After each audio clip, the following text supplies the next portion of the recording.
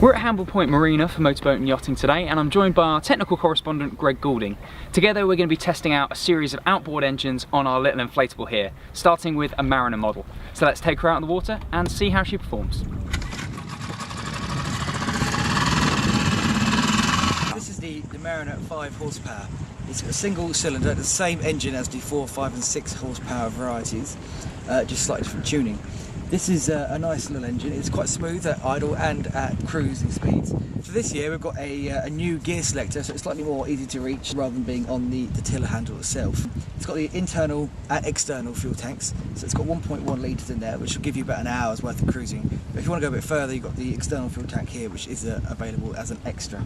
We weren't quite able to get on the plane, so we got just below 6 knots, sort of between 5 and 6 knots. Did feel like it was just on the cusp of getting on the plane, so maybe a different boat or slightly more powerful engine would have got it there.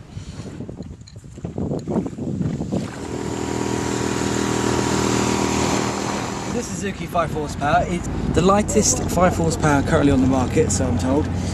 The gear shift is to the side, which isn't the most convenient, so when you're sort of going along you have to sort of reach around, which is not always the easiest to do, especially if you're turning. It all feels very basic, but again, this is where they've managed to save weight. One of the things I'm not too sure about is the lift handle, which is down here. It's just a basic bit of metal. Again, it's just weight saving measures.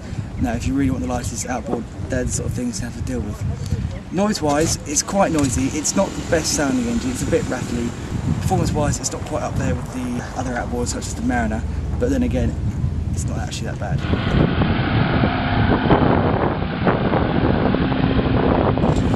This is the Lear 5 horsepower outboard.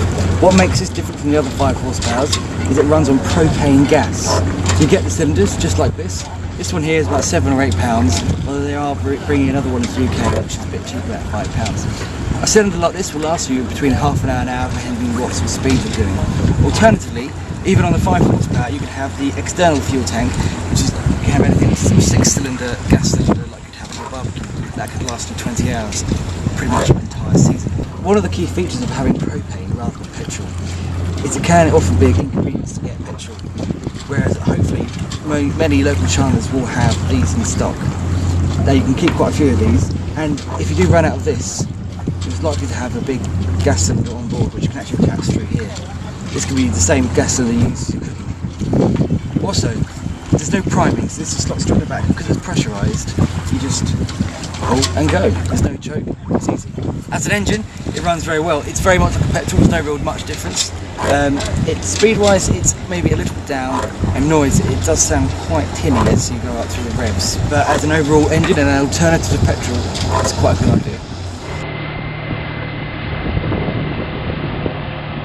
The Yamaha has a larger engine than most. At 139 cc's, it's 10% larger than all the others apart from the Suzuki. This allowed it to accelerate to 6.4 knots, the fastest on test, in just 5.2 seconds. But the thing I like about this most of all is that you can lay it on 3 different sides without the worry of oil dripping out the sump. It's a great feature when storing on board. This is the Honda 5 horsepower outboard. As an outboard, it does look dated with the square cowling, however it is the current model from Honda. The grab handle is nice and big so you can get hold of it quite easily, although the edges are perhaps a little bit too sharp to be comfortable.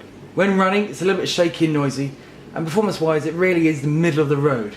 There is no internal fuel tank on this, so you have to carry an external tank, which can be a bit of an inconvenience for some. This is the Tohatsu 5 horsepower outboard. Speed wise, the Tohatsu managed to break the 5 knot barrier, although it took longer than average. However, we're impressed with the smoothness for an engine that's the cheapest on test. A big testament to its quality is that Evinrude, Mercury and Mariner all use Tohatsu engines under their own cowling. So we've tested a whole range of 5 horsepower outboards today. It really comes down to personal choice. You can pay more and get the quality of the Yamaha, or have the lightweightness of the Suzuki, or you can have something a bit different such as the propane powered Lear. It really is your choice, but to find out more, read the boat show issue of Motorboat and Yachting.